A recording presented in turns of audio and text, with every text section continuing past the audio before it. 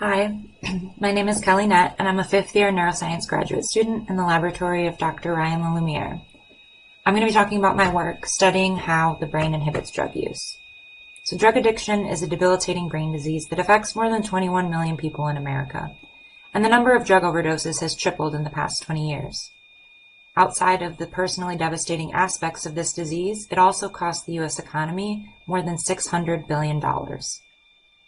There's also an extremely high rate of relapse. People with drug addiction, more often than not, will achieve sobriety or abstinence only to relapse back to drug use, despite wanting to stop.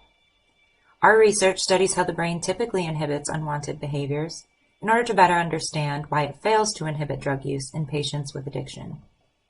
In order to talk about how the brain functions in patients with addiction, we first have to look at how the brain responds to natural rewards, like food. Take something like ice cream. When you eat something good, like ice cream, it increases levels of the neurotransmitter called dopamine in a brain region called the nucleus accumbens. The nucleus accumbens is known as the reward center in the brain. It signals when a certain behavior is rewarding so that you can repeat that behavior. So, this increase in dopamine says, I like ice cream. We should try to get that again sometime. So this system is telling you that you should eat ice cream because it's good, but we're able to mostly stop ourselves from doing so. This is because of another brain region called the prefrontal cortex that supervises this reward center. You can think of this region like the brake system, or the little voice in your head that says, no, you stopped for DQ on the way home the past few nights. You don't need to stop again. It's exactly these regions that are altered in patients with addiction. First, drugs of abuse increase dopamine, the reward neurotransmitter, higher than any natural reward. And this constant bombardment with dopamine alters how the nucleus accumbens processes rewards. Additionally, prolonged drug use alters the brake system in the prefrontal cortex. In those with addiction, this region gets smaller and is not as successful at inhibiting drug use.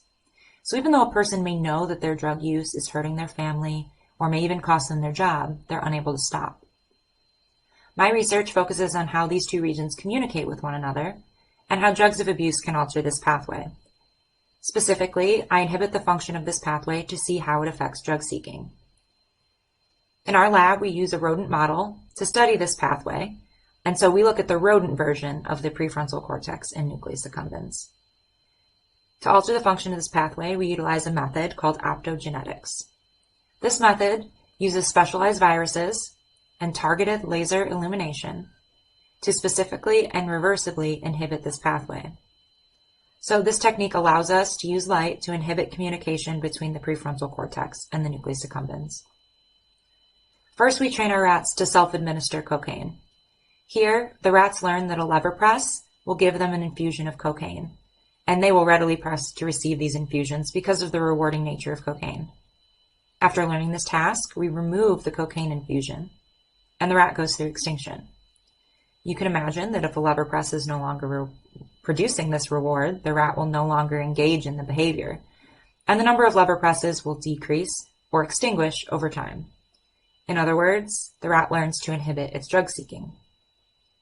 However, if we inhibit this pathway by shining a light into the brain, when the rat is supposed to be learning that a lever press no longer produces a drug infusion, this results in increased lever pressing.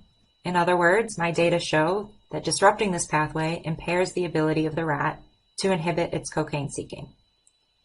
So, this tells us that this pathway from the prefrontal cortex to the nucleus accumbens typically inhibits unwanted behaviors, such as pressing a lever that doesn't result in a cocaine infusion anymore. Our data support the idea that dysfunction in this pathway underlies relapse in humans. We hope that by better understanding these systems within the brain, we may one day be able to develop better treatments that strengthen this pathway to promote proper inhibitory control over drug seeking and taking. And hopefully this can lead to a decrease in rates of relapse in patients with addiction and allow more people to overcome this disease. Thank you so much for your attention.